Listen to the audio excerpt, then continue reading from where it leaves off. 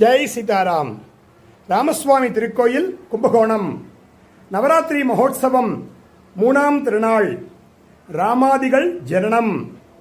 தசரத மகாராஜா பல ஆயிரம் 16,000 வருஷம் அயோத்தியில் ராஜ்ய பரிபாலனம் செய்து வருகின்றார். தன்னுடைய தர்மபத்னியுடன் சகல சௌக்கியங்களையும் அனுபவித்து வரும் தசரத மகாராஜாவிற்கு புத்திரப்பேறு என்பது இல்லை. அதனால் கௌசல்யை, கைகேயி, சுமித்ரையுடன் பல வருடங்கள் தவம் புரிகின்றார்.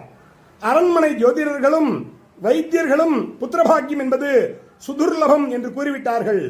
ஆனால் கௌசல்யை குலதெய்வமான ரங்கநாதனை கரும் துளசி கொண்டு பல வருட காலங்கள் ஆராதித்து வந்தார்.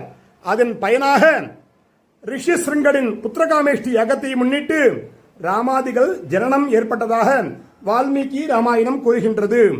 அவ்வாறாக கௌசல்யை, கைகேயி, சுமித்ரை ஆகியோருக்கு ராமன், லக்ஷ்மணன், பரதன், சத்ருகுணாதிகள் அவதாரம் செய்தனர். மிகவும் ராஜ்ய பரிபாலனம் செய்யும் தசரதன் சகல சௌபாக்கியத்துடன் குழந்தைகளை வளர்த்து வந்தார். குலகுருவான வசிஷ்டரிடம் வித்யாபியாசம் படிப்பதற்காக குருகுலவாசம் செய்வதாகவும் இன்றைய திருக்கோலம்.